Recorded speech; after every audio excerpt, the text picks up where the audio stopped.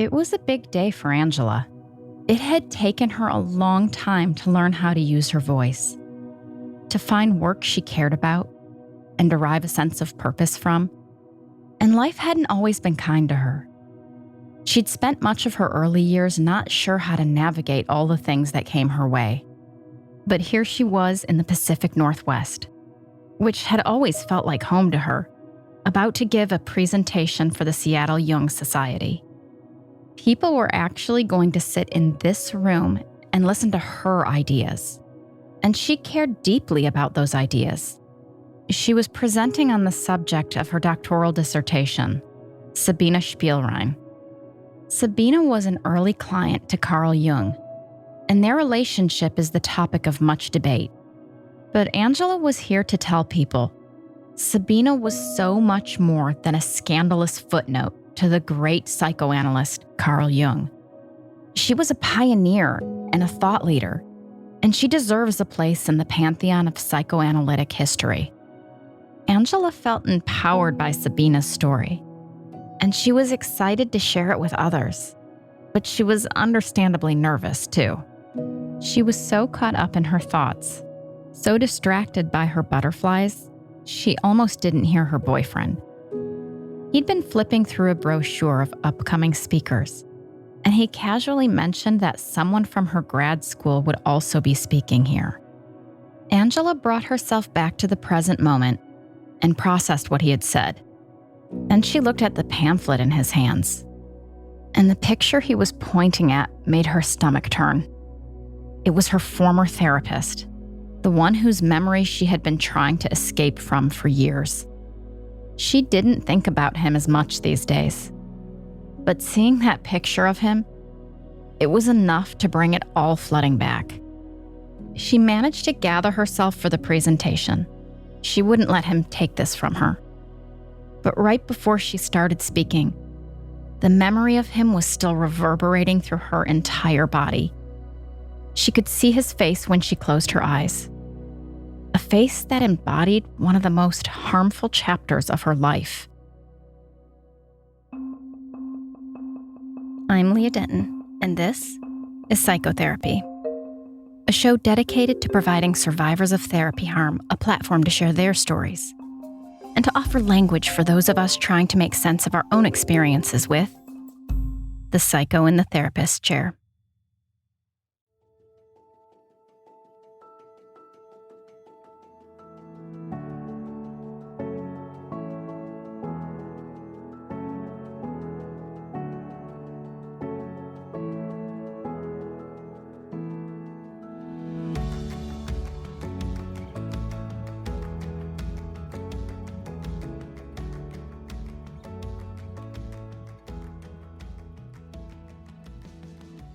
My guest this week is Dr. Angela Sells, a multifaceted talent who is not only a therapist, but also a musician, a writer, and much more.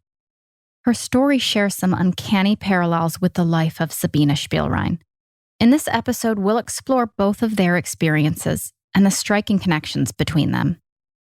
Angela grew up in Oregon and California, in a severely broken home. Her home life was violent and unstable, and any semblance of structure finally crumbled when she was just 15. She ended up going to live with her grandmother in Santa Barbara, and that was when Angela started therapy, which she would continue on and off for years as she tried to work through the trauma of her childhood.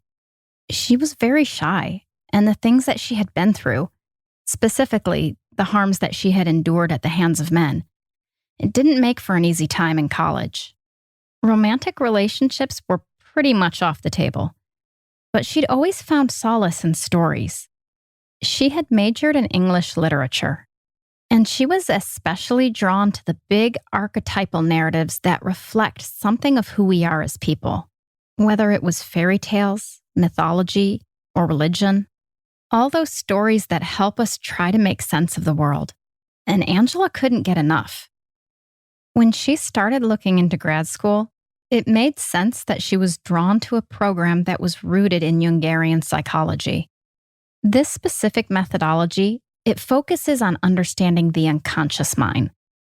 Named after Dr. Carl Jung, It explores archetypes, the collective unconscious, and the process of individuation, where a person integrates different parts of their personality to achieve wholeness. While she was starting grad school, she decided to look for a therapist, and she was intrigued to learn that a professor at her school, who specialized in Jungarian archetype work, had his own private practice. I was 21 and I jumped right into grad school out of undergrad. I fell in love with the campus. It was this beautiful, sunny Southern California campus on an orchard, and everything was inviting.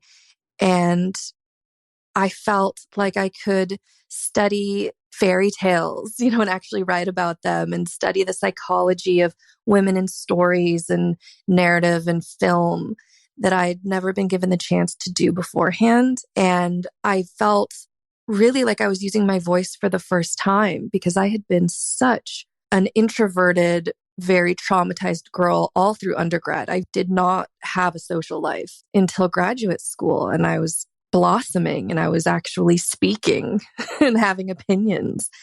And a professor on campus was also a therapist with his own private practice. And I was very naive and I was interested in forming a relationship with a male figure that felt safe for the first time. And he also taught mythology and alchemy and psychology. And when I scheduled our initial consultation, he did tell me that there may be a conflict of interest, but we were going to ignore it. And here we have red flag number 1. I'm a professor, you're a student. So there's technically a conflict of interest, but I'll make an exception for you. Angela knew she needed to talk to somebody, though, and she was interested in this professor's work. Not to mention the fact that male figures in her life up until this point, they had been brutal and unsafe. Here was an interesting, successful man who seemed like he genuinely wanted to help her. Honestly, it was the first time I had been in therapy as an adult, 21. I'd seen multiple people for different methods, EMDR and CBT, to deal with violent male figures in my life. And I felt safe, honestly, for the first time. His office was very beautiful. It was set in the hills, Southern California hills, and everything looked and felt mysterious and open and a little bit sexy and dangerous initially, which should not be feelings associated with therapy. But I had never been around an adult male before who I could trust. So I kind of blindly gave my trust and faith to him as, oh, you can help me. And I'm going to sit on this beautiful leather couch while we talk about my traumas and my innermost secrets. It wasn't all trauma and issues, though. They talked about books and philosophy and all kinds of other things. She could share her ideas openly and honestly, and he seemed deeply interested in everything she had to say. For Angela, who had had such a hard time finding her voice and feeling safe enough to use it, that kind of attention was exhilarating. Probably within our first few sessions, it was very apparent there was an attraction. I was attracted to him. I had never had a boyfriend before. I was so stuck in my own inability to relate to men at that point that it honestly at first could have been anyone. And I feel like he probably sensed that naivety. It was very obvious. I had never been able to talk to anyone like I talked to him about literature, about music, philosophy. We could debate. I could challenge him. He was also writing a book. I could give him ideas that he took into account. He would, especially later on in our email exchanges, he wanted help editing his own book. And I thought we were an intellectual match. It felt amazing. It felt creative. It felt like I was being seen for the first time. He talked about caring about me in a special way that was different. And that his feelings and my feelings towards him, transference and countertransference, could be used as this crucible. It could be a container in therapy, and we could work with my feelings. And my feelings could be the work that all of our therapy sessions revolved around, that hopefully I could then direct them outwards to some other person. If you're not familiar with the terms transference and countertransference, they were first introduced by Sigmund Freud to explain how a patient might project feelings and attitudes from past relationships onto their therapist. Countertransference, in turn, is when the therapist projects their own past experiences and emotions onto the client. There are different types of transference, but in this episode, we're focusing specifically on erotic transference, or romantic feelings in therapy. Her therapist confessed that he too was attracted to her, but suggested it would be good fodder for therapy. Honestly, part of me wonders if this kind of rationalization is a self-important tendency to theorize feelings, especially when it's romantic feelings. Instead of dealing with them honestly, you have two people who might be attracted to each other in any other context, and who might also be attracted to each other in therapy without it necessarily being about some hidden psychological meaning. Sometimes a crush is just a crush. This is not me saying it's never transference, or that transference isn't a real thing. But it does seem like in some cases, it can serve as an excuse to not have to face certain dynamics that would make things a little messy. Or even worse, it can work as a false cover, giving unethical therapists permission to indulge in feelings and fantasies they know they shouldn't be indulging in. In Angela's case, it seems clear to her that her past wounds played a major role in her attraction to her therapist. And at the risk of oversimplifying, that's a pretty textbook example of transference. But the meaning of his attraction seems far murkier. The therapist's chair is a seat of tremendous power, never more so than when romantic feelings enter the room. To treat those feelings as transference data, it can be effective, in the hopes of creating a corrective emotional experience that helps the patient deal with those feelings in the real world. In that way, the therapeutic space can serve as a container, a sort of practice lab or dress rehearsal for working through dynamics that the patient hasn't always been able to experience in a healthy way. That's how the story goes, at least. But that is incredibly sensitive and precarious work. When that attraction becomes overwhelming, the therapist has an obligation to say, whoops, I'm human and this is too much for me. I'm going to end our therapy and I'm going to refer you to someone else. Or I think it can be used if there's a lot of conscious presence in the room. I really do think it could have been used to help me understand my own feelings about men, about sexuality, about what I wanted, about love, about connection. I think there were so many times when I was directing it towards him that he could have said, it's not me. It's not going to be me. Let's talk about how this can impact your day-to-day world. And that to me would have been so helpful. I was confusing the symbol of love in therapy with the person who was helping me. And I think it's very easy to do for someone who's helping you. Maybe for the first time, they become this very important figure in your life. And it's so delicate and precious. And I think that you can either say, okay, this is too much for me. I need to refer you out. And that's fine. Or get supervision. Angela's therapist kept assuring her this was all part of the process. They were intentionally bringing these feelings into the room so they could work through them together for her own benefit.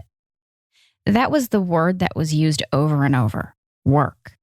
When things got confusing and overwhelming, and she'd tell him that her feelings for him were torturing her, he would assure her, like a mantra, this is the work. and he'd promised that he was right there with her. She could trust him. But working through erotic transference and countertransference, it requires a great deal of self-reflection, honest consultation and supervision, and an unshakable ethical compass on the part of the therapist. Not to mention a willingness to acknowledge when things are getting a little too complicated, that maybe the patient's progress is being inhibited, and it's time to help them find someone else to work with. And spoiler alert, turns out this particular therapist's moral compass, it was profoundly broken.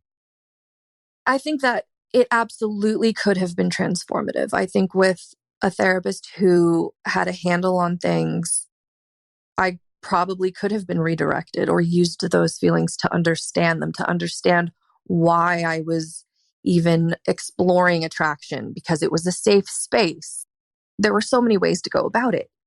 But then, honestly, the work, my therapy for the next 3 years revolved around poems I had written for him and how I felt attracted to him in a way that spurred my papers at school and music.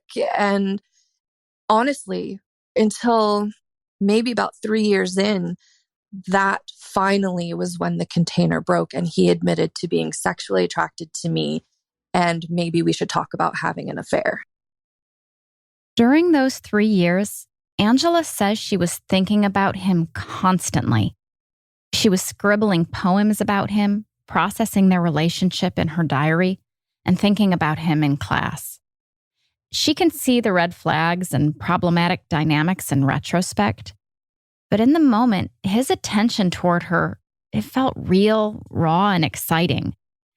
And their work together was sparking noticeable changes in her life. I thought it was helpful because the feelings that I was feeling for the first time really in my life towards anyone, breaking out of my shell, I thought that I owed that to him. I thought that he was the cause of my newfound empowerment. So I really looked forward to each session. I looked forward to hearing what he had to say about me. I looked forward to talking about love.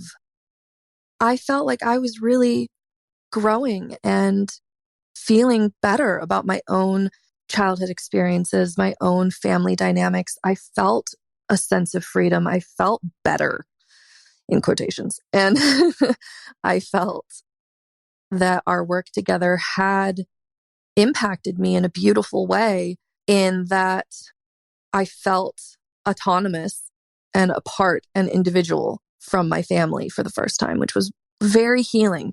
So much of that was healing. And I was so inspired by what I thought was love for the first time. However, in 50-minute increments that I was paying for. We've talked about this before, about how even harmful and unethical therapy can still be helpful in certain ways. You might even make genuine progress toward your goals, at least until it all comes crashing down. And in some aspects, Angela felt better than she had ever remembered feeling.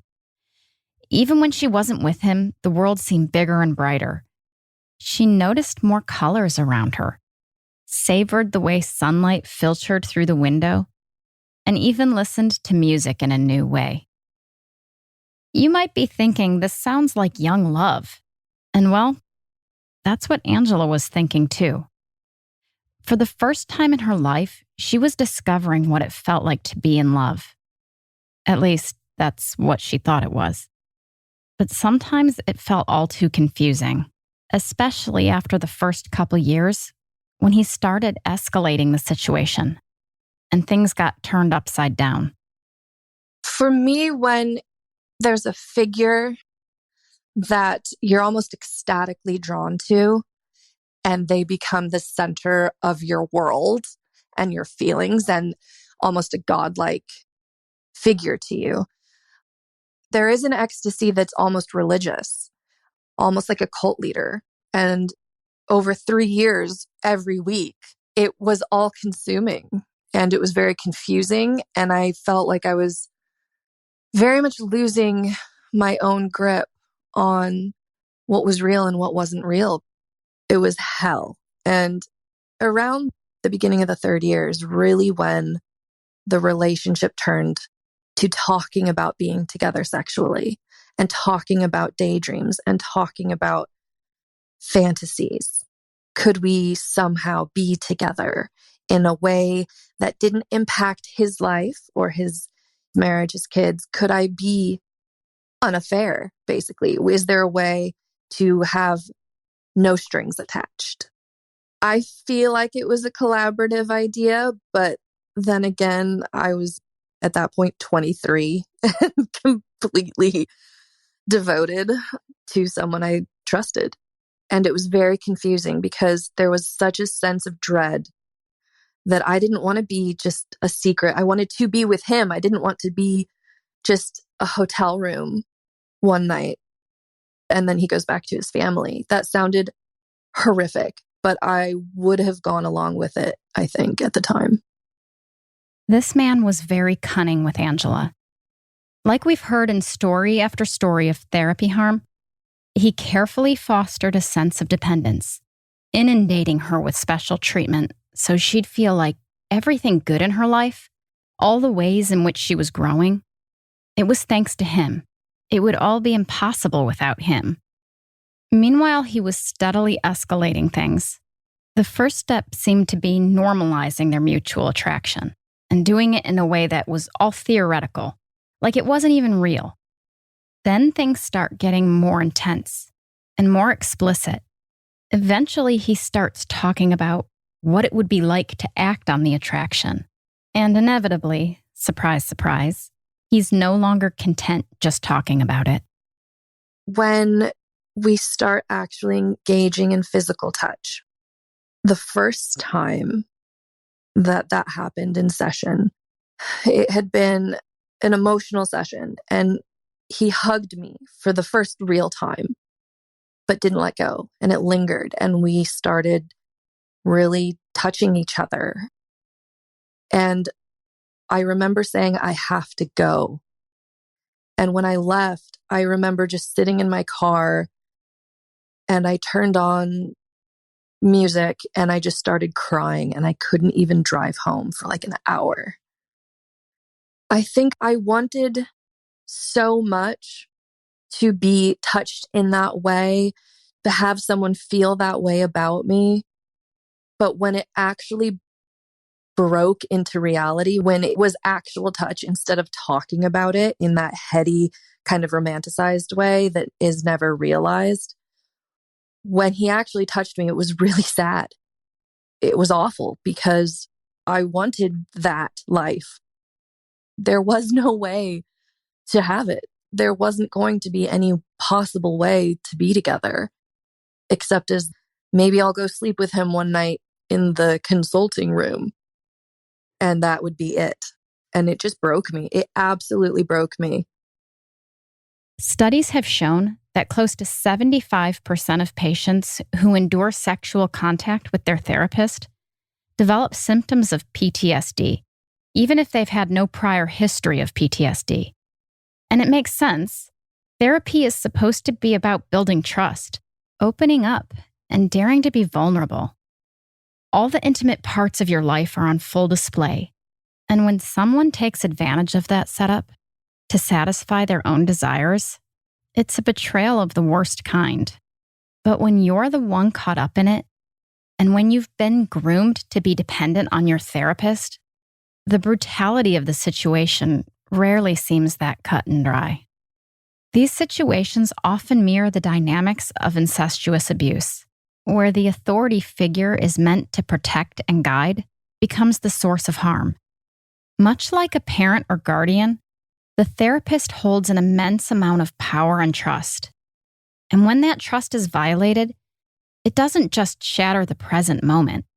It can reopen old wounds, making survivors relive the traumas of their past. The emotional and psychological impact is devastating. It often leaves the survivor grappling with feelings of shame and guilt, as if they were somehow complicit in their own abuse. You feel like it's your fault. At least I did. Here I was going every week. I was paying for this. I'm the one who opened the door. I told him I had feelings for him. I was writing about him in my diary. There was never a point that I was told no, or this isn't healthy, or let's try to redirect these feelings to a boyfriend, or let's unpack feelings of love.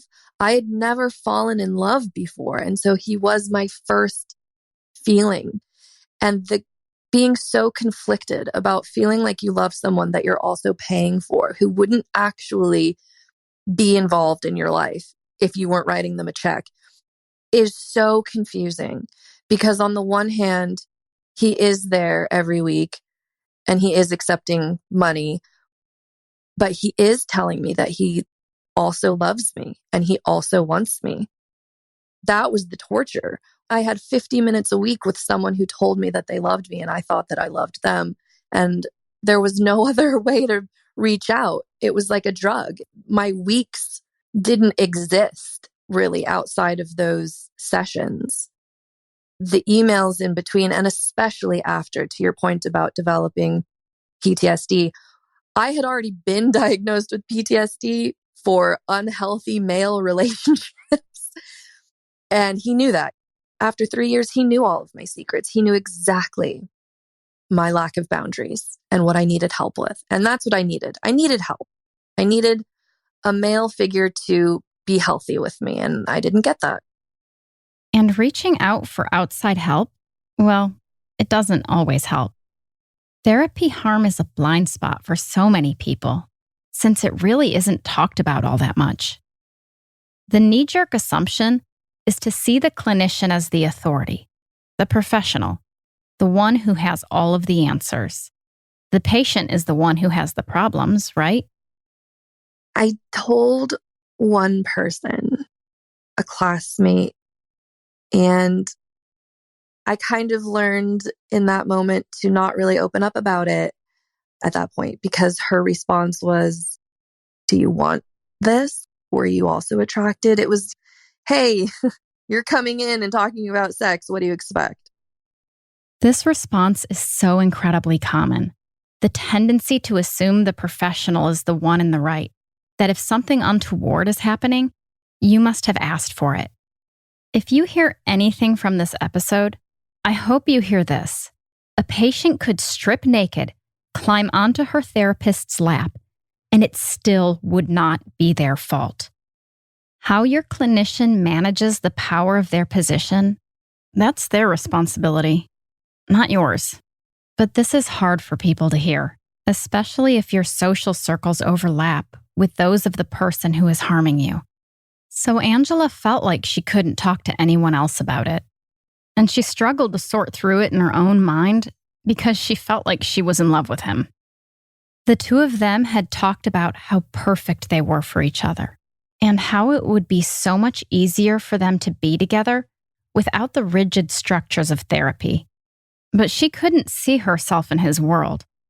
Not in the way she wanted to be, anyway.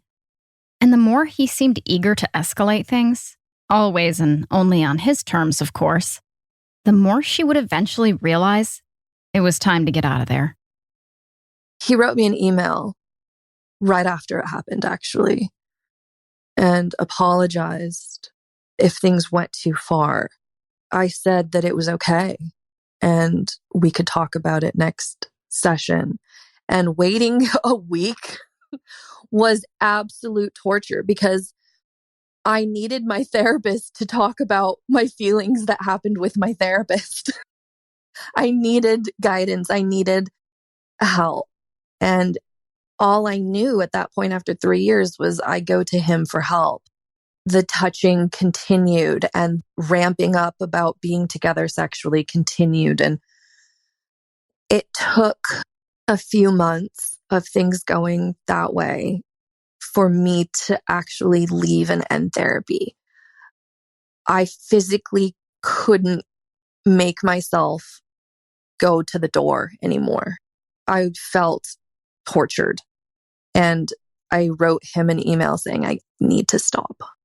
I didn't know at that point. I was so confused because I knew he was married with kids, but he was also talking about being in a bathtub with me. All I knew is that I couldn't put my body back in that situation. I hoped to hear from him, though. I was still very much infatuated. And the emails after we ended therapy were almost as intoxicating. He went on to describe how he felt about me and language. I love poetry. I love words. And he also knew that. And so when he was writing to me these confessions of love and sexuality, it was incredible. I'd never had anyone do that for me before.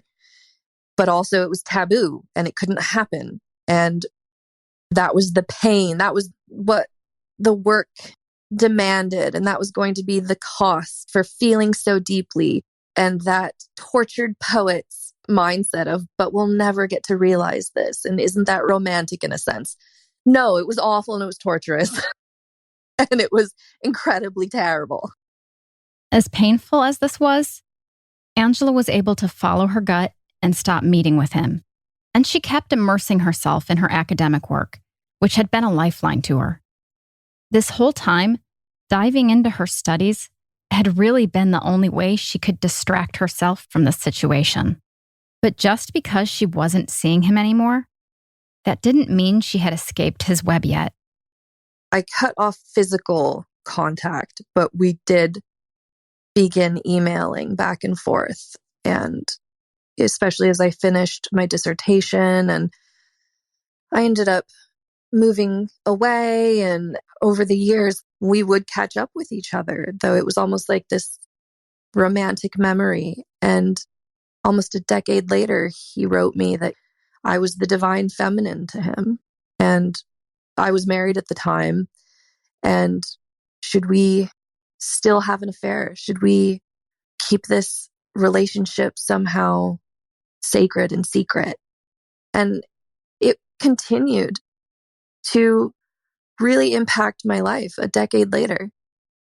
We started really communicating in the way that we had a decade earlier, and about love and about our intellectual connection. And we were talking and dissecting poems and stories, and our spouses both found the emails, and we had to deal with the fallout. I had to deal with the fallout with my husband at the time. And he was so understanding, which was amazing. And the real first only apology I got for that kind of ethical crossing was from his wife, who emailed and said, I'm sorry for his behavior. If you're dealing with the fallout of therapy harm, those small graces, like a supportive spouse or someone seeing clearly enough to say, I am so sorry for what happened to you or what you've been through, it can be a lifesaver. And for Angela, another saving grace continued to be her academic work, especially because that work, it focused on the life of someone she was beginning to identify with more and more. Sabina Spielrein was an early patient of Dr. Carl Jung, and her story is often treated as little more than a footnote, an exciting subject of scandal and debate. But Angela quickly realized there was so much more to this story. She dove into the research about Sabina for her doctoral dissertation, and eventually, she published a book about her life, not just because it's a fascinating, complicated, or woefully undertold story, but because the more she got to know Sabina, the more she saw herself. I'm so thankful for finding Sabina, because a woman who started out as a patient of a therapist and started to have feelings for him and write in her diary about him. And then there was this very awful split from him that led her, though, to her own doctoral dissertation and her future career. It was so similar in a way that just really reinforced the idea that this happens all the time. If you've never heard the name Sabina Spielrein, here's a bit of an overview. She was born in 1885 in Russia, against the backdrop of a growing civil unrest that would eventually lead to revolution. And she had a very turbulent childhood. She was believed to have been abused by if not one, then both parents. And when she was 18 years old, tragedy struck when her baby sister, who was just 6 years old, suddenly passed away. Her grief manifested in things like obsessive tics and uncontrollable laughing or crying, which alarmed the people around her enough to have her hospitalized. And that was where she met Dr. Carl Jung. He was a married man 10 years her senior, a protege of Sigmund Freud, and described as charismatic, tall, with a commanding presence. He was also a key figure in the fledgling field of psychoanalysis. But it turns out his interest in Sabina went well beyond professionalism. Exactly what happened during the few years they worked together has been the subject of endless debate. And nobody knows exactly how their relationship unfolded, but it's clear from their letters and diaries that at the very least they engaged in an intense emotional affair. And there is evidence to suggest that things also got physical. In a letter to Freud, Sabina wrote that in the end, the unavoidable happened. It reached the point where he could no longer stand it and wanted, quote unquote, poetry. I could not and did not want to resist for many reasons, wrote Sabina. Things got very intense between the two of them. But Sabina was making progress in psychoanalysis, enough so that she would devote herself to that work for the rest of her life. But her years with Jung, they were also very tumultuous. Special treatment, fostered dependence, and eventual discard that marks so many of the therapy harm cases today. There's even a story that when he tried to cut off their relationship, because, she was tarnishing his reputation, she was so distraught that she barged into his office and stabbed him with a letter opener. I don't know if this story is true or not. I just want it to be. And as a disclaimer, please don't stab your therapist, even if they deserve it. There's a story about her becoming so frustrated. And honestly, I understand the impulse where you're so confused.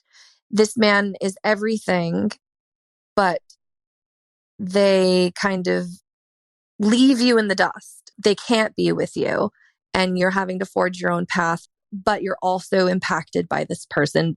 It breaks down every barrier of sanity, in my opinion.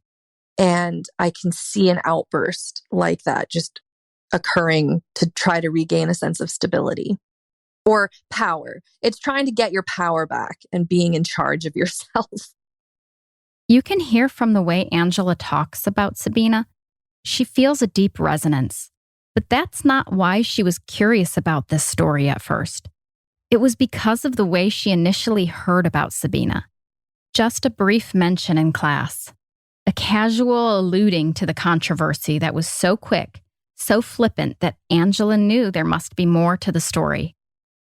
I was very much helped and seen by Sabina's story because it mirrored my own, but I didn't choose her story because it mirrored my own initially. I was in a class and we were talking about Jung and Freud, and it was maybe 10 seconds. Oh, and this person who had a crush on him, Sabina, blah, blah, blah, blah, blah. And I wrote down the name. Wait a second. I wonder what her story was.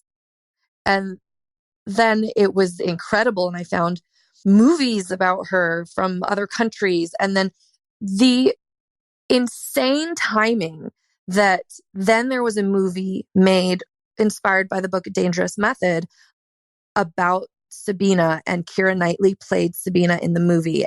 That was the exact time I was writing about her, and I was finding information, but I couldn't really find stories that centered on her academic scholarship and her adult life outside of these men. And her story did save me because I never knew what that transference situation, I didn't know how to talk about it. I didn't know others who had experienced it. And so reading her journals and her letters and the fallout helped me because there was someone else who had gone through what I went through. And it did affect the rest of her life, but she was able to do so many important things. Jung's fan base is always quick to defend him even now when Sabina's name comes up. They write her off as crazy, neurotic, the quote-unquote nymph patient. And if Jung did anything inappropriate, they argue, he should be forgiven because the field he worked in was so new. Ethical norms and guidelines, they hadn't been established yet. And if all else fails, there's always the trusty old reasoning. What did she expect? She must have been asking for it. And Freud was no different. He was one of those whose immediate reaction was to defend Jung. When Sabina wrote Freud to tell him what was happening under the guise of her treatment, he wrote back, quote, "Dr. Jung is my friend. I think I know him, and I have reason to believe he is incapable of ignoble behavior. So I urge you to ask yourself whether your feelings are not best suppressed and eradicated." End quote. Does this sound familiar? No. Oh no, he would never do that. I know him. It's a tale as old as time. The bias toward authority and the defensiveness of peers, it makes it so difficult for survivors of harm, or really any kind of abuse, to be taken seriously. Later on, Freud would actually walk back his skepticism. He eventually wrote to Sabina about Jung, saying, "My opinion has changed a great deal from the time I received the first letter from you." Freud also went on to champion Sabina's work as her own career progressed. There had been growing philosophical differences between Jung and Freud, but some say Jung's treatment of Sabina was the ultimate schism between he and Freud. To play devil's advocate, they were beginning something that hadn't become what it became now. We're talking 1912, and yes, times were different, and Jung was dealing with something that really he was kind of partly writing the book on. It was the first time he was really having to deal with this situation, with the vulnerable, very intimate space of therapy when you're attracted to someone. So I do give him that vulnerability because their break from each other was extremely impactful and difficult on both sides. And I think from my own experience with my therapist, we could have learned a lot more from that instance than we did. But even with that admirable, empathetic perspective, the elements of harm in Sabina's story, they're still impossible to dismiss. Yes, transference and psychoanalytic concepts were still new and emerging at the time. But are we really suggesting that Jung, an older, successful, wealthy married man, didn't know it was wrong to take advantage of a young, vulnerable patient he met in a psych ward? Survivors of therapy abuse know this in their bones because we have seen what happens when a clinician wields their position of power to satisfy their own needs. We've seen what happens when a patient's diagnosis is weaponized against them, and we've seen what happens when a story of harm falls on deaf ears. Clinicians who abuse the power imbalance that's inherent in the therapeutic relationship, it's been a tragic reality through the field's entire history, a reality that has yet to be fully reckoned with. And to describe Sabina as a mutual love interest, or to suggest that Jung couldn't have known better, well, it strikes me as absurd. But I'll step off my soapbox for now. Because Angela says that if we fixate only on that chapter of Sabina's life, we're missing the chance to learn about a truly remarkable woman. Obsessing over the question of did they or did they not have sex downplays the fact that all sorts of harm can occur even if the actual act of intercourse never enters the equation. And that was true in Angela's story. Even though she never had sex with her therapist, her enmeshment with him and the erotic physical contact they did engage in, it was more than enough to have devastating effects. And that's the line, right, that we have with Sabina and Jung is what's the line with, with the sexual relationship? And for women, does it only come down to penetration? Because that wasn't even what would have harmed me at that point. Everything before that is what caused the harm, quite frankly. That's another of the many overlaps that Angela sees between Sabina's story and her own. She also feels a deep kinship with Sabina's writings, which she fully immersed herself in during her dissertation. It felt like all of Angela's interests, her love for writing, for big mythical narratives, and powerful feminine archetypes, they were converging in this one story. Her diaries, which were just so comforting because someone who had experienced what I did, I could see their experience. I could read the words. I could know I wasn't alone in something like this, and how conflicted and confused she was. And she was also very naive at the time and had zero experience with guys. And so the torture was very apparent in her diaries and in her letters of this toxic relationship that was affecting her negatively, but also intoxicating at the same time because it's her first feelings of love. That I related to, just the confusion and someone being able to articulate the experience. And then in her dissertation, because she's so lucid, she's such an incredible writer. For me, I really look at her dissertation as a breaking point because so many of her theories that Jung was privy to, and Freud for that matter, became pieces of their own published works that she clearly saw as coming from her, that they were then claiming as their own. And her work with the death instinct or the transformation instinct, this idea that we all yearn for a feeling of sublime, that we all yearn for this ego dissolution into something bigger than ourselves, which I find beautiful. And that notion has been taken by Jung and by Freud in different ways and not credited to her. But that I feel was something I related to in writing, in being able to take something and transform it into something else. And maybe that was trying to pick up the pieces a little bit of what I felt had been lost. More than anything, Angela hopes that discussions about Sabina can move past the did they or didn't they question, past the shallow allure of scandal. Because this woman, she was so much more than just a footnote in Dr. Carl Jung's life. So much more than just a spicy topic of debate. She was a pioneer in the field of child therapy, and she proposed radical ideas that would help lay the groundwork for the next century of psychoanalytic theory. Why are we paralyzing her, freezing her in time as a 19-year-old girl who was having her own mental issues?